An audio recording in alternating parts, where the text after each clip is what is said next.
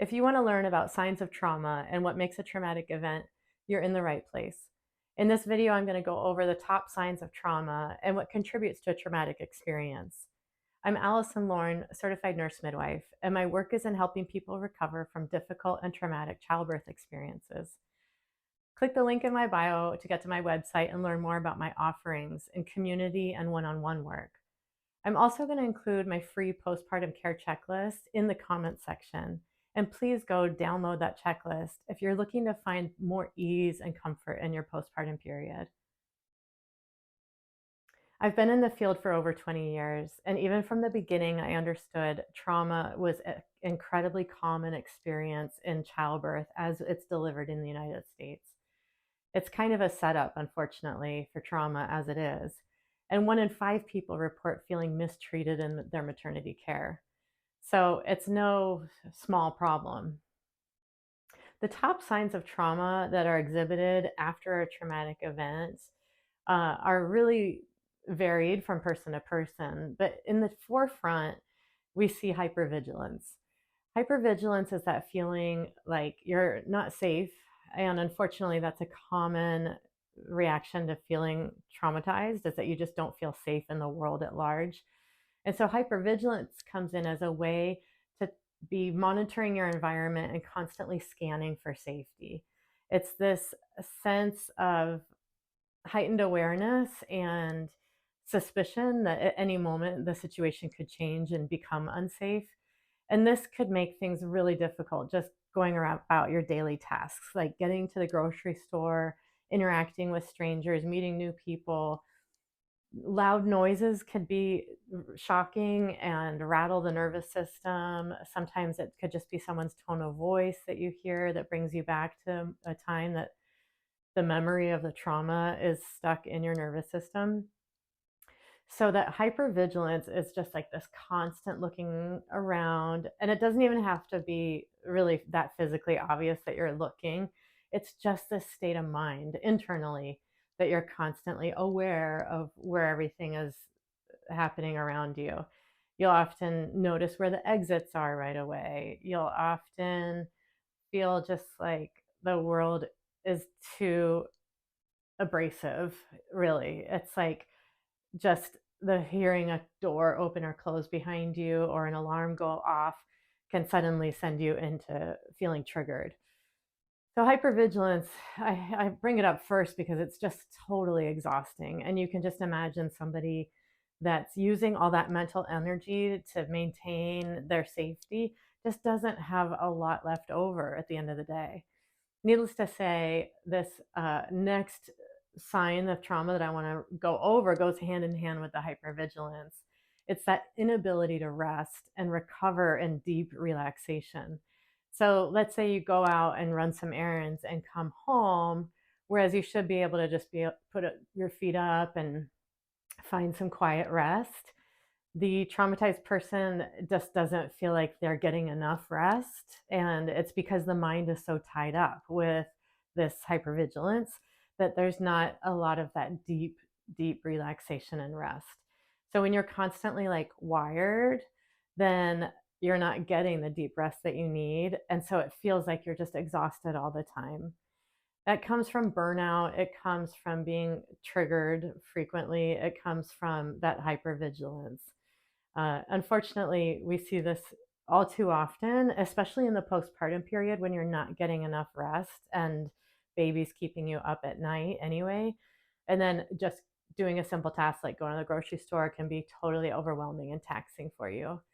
So, recognizing that these are symptoms of trauma can help conceptualize what's happening. Another sign of trauma is the inability to concentrate and focus.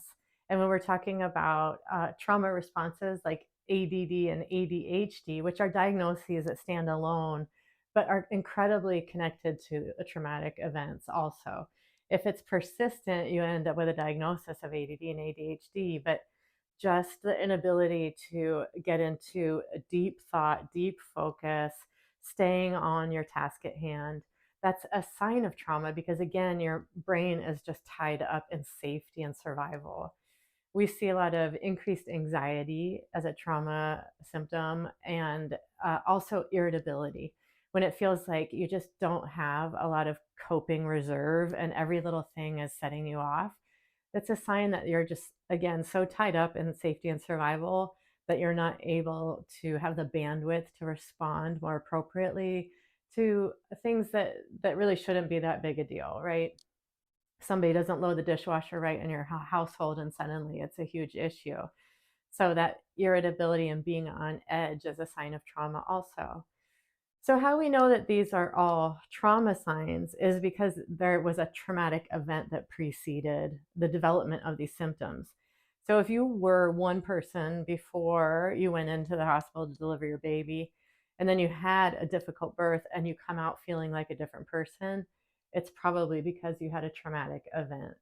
And we know that trauma comes from feeling like you're out of control, like you can't control your circumstances, and that there's a real fear of death or, safety for yourself or the well-being of your loved ones, like the newborn baby. So birth inherently is kind of a setup for feeling out of control. And if your environment's making you feel scared for your safety, like so often happens, then we know that there is likely to have been a traumatic event just in what might seem like a normal birth. And then all these symptoms afterwards don't necessarily mean that you're just having baby blues. It's not just a difficult postpartum period when you're having irritability, anxiety, hypervigilance, inability to rest. With that goes disturbed sleep, inability to get into deep REM sleep. So, if all of those symptoms are problems in your life and you had a difficult birth, then we know that we're dealing with trauma. How to deal with trauma then is the next question. Well, I'll be happy to go about this more in depth in other videos. And my program has so much to offer you also, if that's a resource that you're interested in looking at. My biggest recommendation is finding community. It's so important to feel witnessed, heard, cared for, supported, listened to, and by other people that have had similar experiences. There's kind of this awakening that's happening in the country now around maternal health.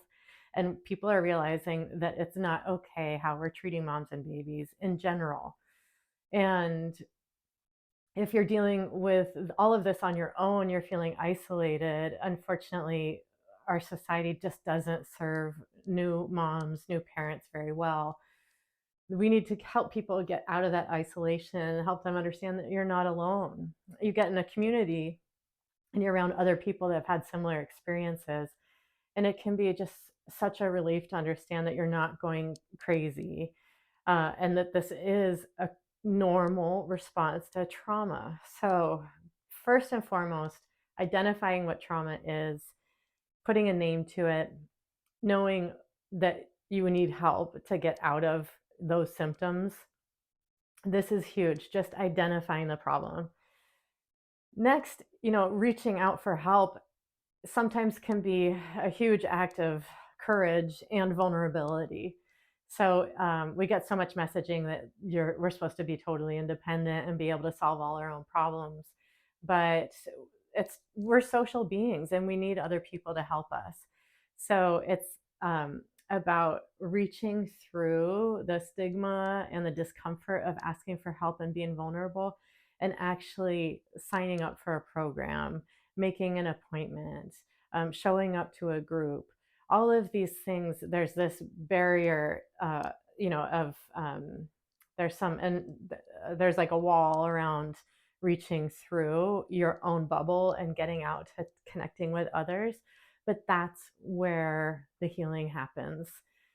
Healing happens in relationship, and it happens in relationship with others. And what better way than to get in a community of people that are dealing with similar problems like you are. When I'm encouraging groups, of course, I'm encouraging my own group. And also, if it's another group that you're joining, I just want to help you understand that you're wanting to find a group that is uplifting and solution focused. You don't want a group where people are just talking about their problems without any sense of trying to change and grow. So I really focus on this in my group and how I facilitate the group, that we're looking beyond our current circumstances to where we want to be. First and foremost, yes, you need to feel witnessed and heard in your pain body with the story as it is. But once we've gotten there, that established and laid the groundwork of trust and intimacy in the group, it's really about helping one another take a step out and look at yourself from the outside and finding ways to improve your narrative. How you're telling your story can shift, and that can help you change your self image. So, that's a lot of work that I'll be happy to talk about later, and I offer in my program. Today, I just want to focus on the signs of trauma, what makes a traumatic event. Thanks so much for listening. I really appreciate your attention. And please visit my website, download the postpartum care checklist. I'm Allison Lorne, and this is Holistic Birth Recovery.